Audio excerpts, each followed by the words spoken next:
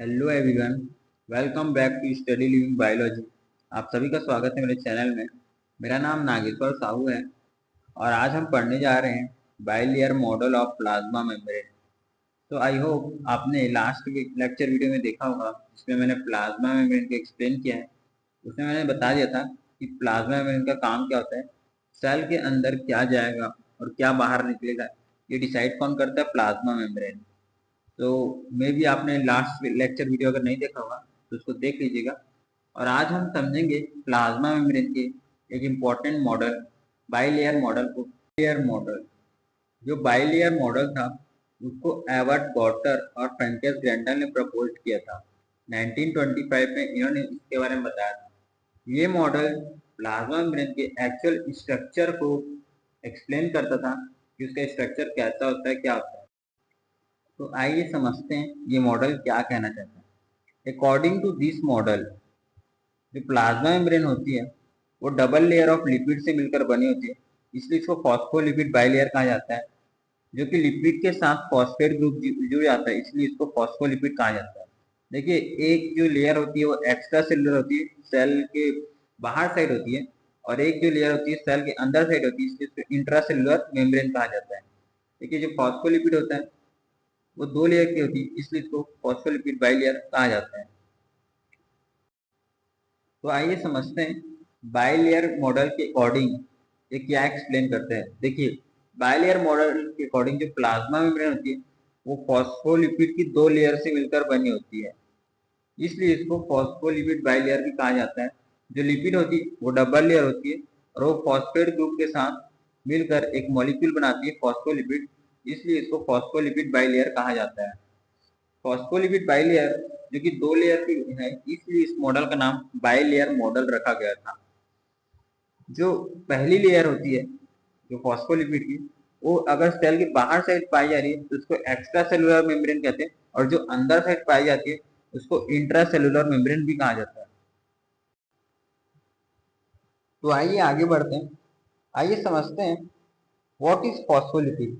अब क्वेश्चन आता है फॉस्फोलिपिड क्या होता है, तो आइए समझते हैं। देखिए, एक फॉस्फोलिपिड के दो पार्ट होते हैं, एक होता है हाइड्रोफिलिक हेड, हाइड्रोफिलिक, और दूसरा होता है हाइड्रोफोबिक टेल। जो हाइड्रोफिलिक हेड होता है ये वाटर की तरफ अट्रैक्ट करता है, इसलिए इसको वाटर लविंग बोलते हैं।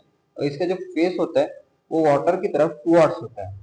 और वही अगर हाइड्रोफोबिक टेल की बात करें तो ये वाटर के साथ कोई रिएक्शन नहीं दिखाता और ये वाटर को रिपेल कर जाता है, इसलिए इसको हम वाटर हेटिंग पार्ट कहते हैं। और इसका जो फेस होता है वो वाटर के अपोजिट होता है, यानी कि इनवर्ड अवे होता है। तो आइए समझते हैं प्लाज्मा मेम्ब्रेन की स्ट्रक्चर या अरेंजमेंट को according to bilayer model. Bilayer arrangement में जो हाइड्रोफिलिक हेड होता है, ये हाइड्रोफिलिक हेड है, वो बाहर की तरफ अरेंज होते हैं, और जो हाइड्रोफिलिक टेल होता है वो अंदर की तरफ अरेंज रहते हैं।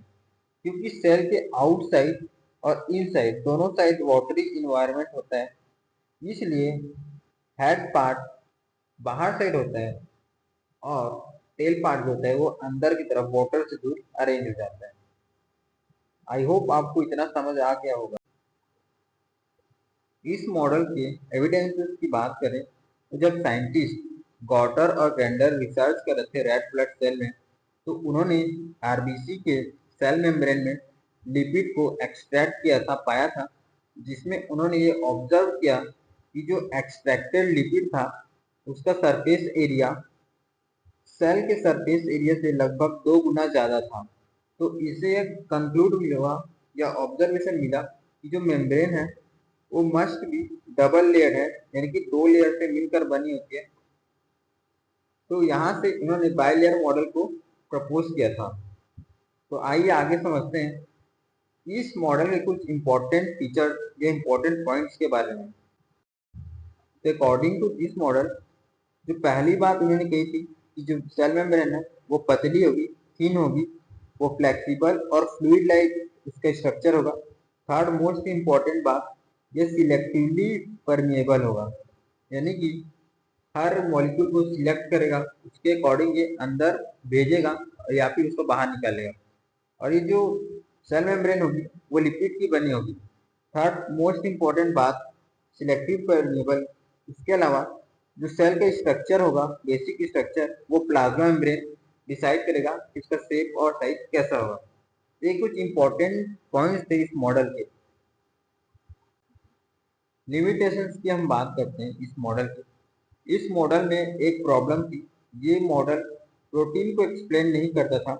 इस मॉडल में सेल मेम्ब्रेन के स्ट्रक्चर में प्रोटीन को इंक्लूड नहीं किया गया था। उसके अलावा और ये मेम्ब्रेन के फंक्शन जैसे ट्रांसपोर्ट और अदर एक्टिविटीज इन सब को प्रॉपरली एक्सप्लेन नहीं कर पा रहा था। इसलिए इसके बारे में या इसको आगे जाके एक्सेप्ट नहीं किया गया और इसको सुधारने के लिए, इसको सॉल्व करने के लिए आगे जाके सैंडविच मॉडल आया। इसको डैनियल और डेविसन ने प्रपोज किया था। उस मॉडल में प्रोटीन के बारे में इंक्लूड किया गया था। तो आगे के लेक्चर में हम सैंडविच मॉडल के बारे में पढ़ेंगे। इसके अंदर हम दो मॉडल पढ़ेंगे, एक डैनियल डेविसन और एक यूनिट मेम्ब्रेन। अगर ये वीडियो आपको हेल्पफुल लगी हो तो लाइक करिए, शेयर करिए और चैनल स्टडी लिविंग बायोलॉजी को सब्सक्राइब कीजिए। नेक्स्ट वीडियो में हम डिटेल में समझेंगे सैंडविच मॉडल के बारे में।